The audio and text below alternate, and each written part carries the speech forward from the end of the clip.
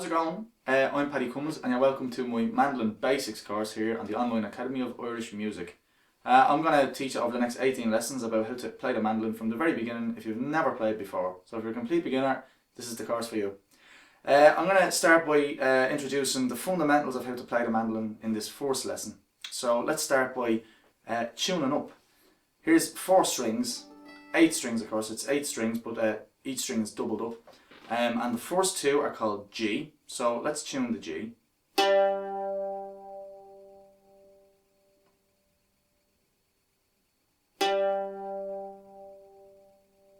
G is the lowest string, and then the next highest string is called D.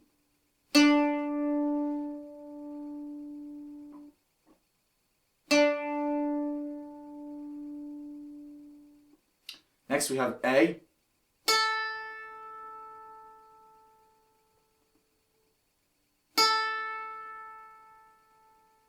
And then the last string, the highest string, is E.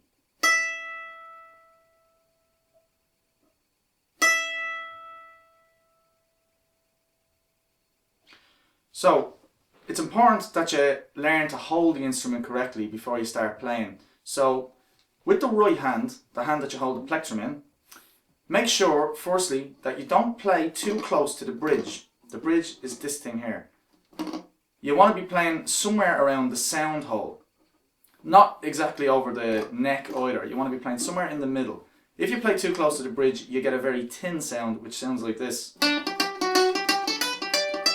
And if you play too much over the neck, you get a very, very muddy, mellow sound, which sounds like this. So play around the sound hole, around here where my hand is, and you'll get a lovely mandolin sound, which should sound like this.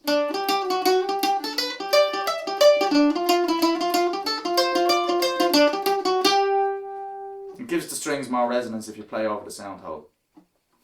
With the left hand, when you're holding the neck, have your thumb placed over the second fret. These are the frets, all these little rectangles. So here's the first fret, here's the second fret. Your thumb should be over the second fret. And at the back, your index finger should be at the other side of the second fret. And make sure you don't have your palm pressed against the back of the neck, because you're going to have a big difficulty playing and stretching up to positions if you do that. So make sure that you have a nice kind of your hand should be drooped, it should be loose, it shouldn't be tight or tense.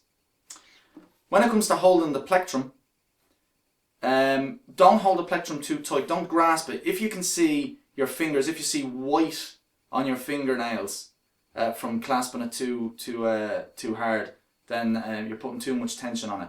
Hold it nice and light, and a good way to test this is to hold your plectrum and take it from your hand, and if you find that if there's a resistance there when you try to take it from your other hand, you're holding it too tight. So it should be as light as a feather, so it just brushes across the strings. Don't hold it so light that it'll fall out of your hand, but just give it a nice kind of, enough grip to stop it from falling, but loose enough so that it doesn't get stuck in the strings. If you hold it very tight, you'll hear a very, very harsh sound, such as this. And it's not very pleasant at all. If you hold it light, you just have a nice smooth flow. The volume will come in time as well, so don't be too worried about playing too quietly. The volume is easy enough it's easy enough to get more volume out of it as you practice, but just get into the habit of holding it light right from the start, because if you hold it heavy from the start, it's a lot harder to loosen your grip later on. So if we move on to the next lesson, we'll start looking at some tunes in the key of G.